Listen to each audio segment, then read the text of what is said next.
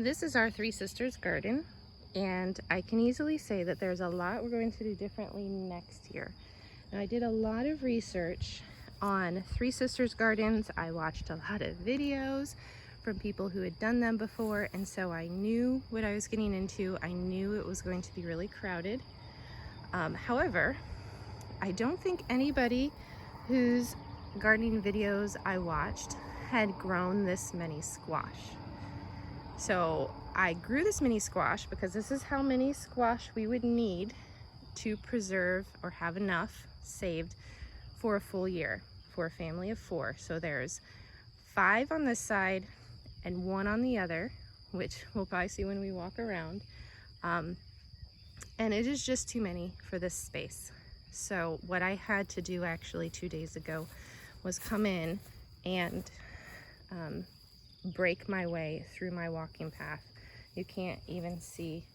This is supposed to be a walking path. That's what I used the garden cloth for, is a walking path, because I'm allergic to grass. I'm allergic to pretty much everything out here. It all makes me kind of break out in a little bit of a rash.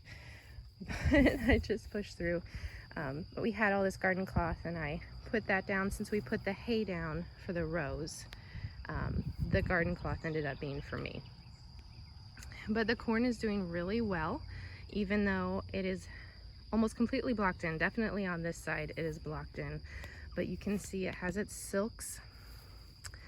And I'm gonna go ahead and walk through our ocean here.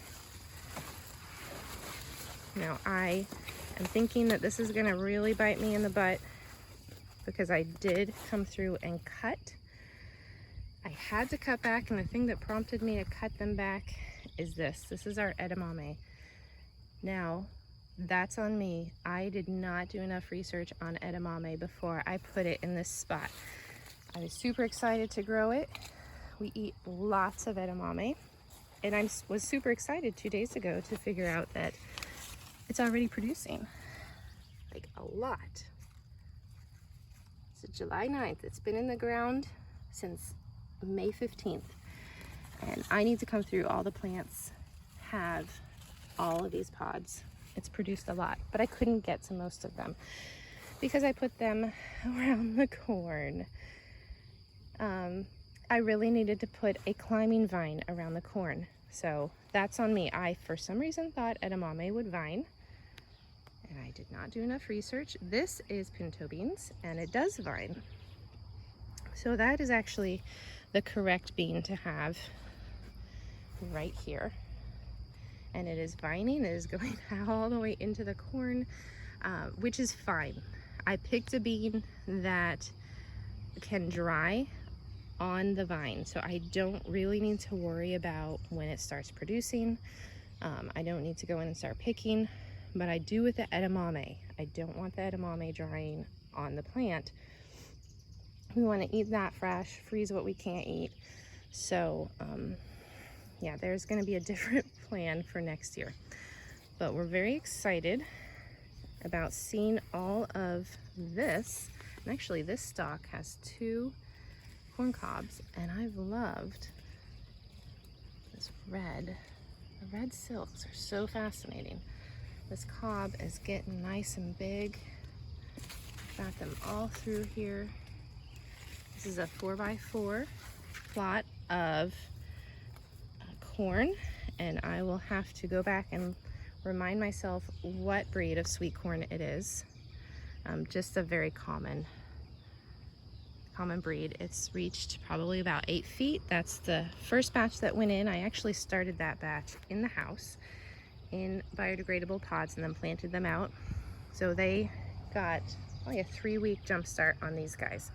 These guys are catching up fast though. They are at least 6 feet, and they're already starting to produce their little grains at the top for fertilization. This one's already got the corn cob started. The others need to catch up with him. Something that I definitely will do again next year are my sunflowers, and I'd like to do more of those actually. So I will probably do sunflowers surrounding the corn rather than the beans. These are Mammoth Sunflowers, and this guy is starting to close back up, but he's got another one off the top. I was impressed that they're producing multiple flower heads on one plant. I didn't think they would do that. What I'm not impressed by is these guys are supposed to get up to 12 feet tall. I said mammoth. They're supposed to be the big guys that give you the big seeds that you can eat. That is what the packet said. I read it again yesterday to verify that I got the right thing. And they're not growing, so they don't like the soil quite as much as some of our other plants do. But who knows, maybe by the end of the season, maybe they're slow growers, and by the end of the season we'll get some really big sunflowers here. I also have one of our melons. This is a watermelon that I bought from the store because my melons started from seed, did not thrive either, so that's another store purchase. This guy was from the store and then he died and then he came back. So he's a little behind in the season. But our squash, as I said, is really prolific, but it's growing. Stuff is going on in there. This is a butternut. I have 3 butternut and 3 spaghetti squash. I chose those because those are the ones we eat the most.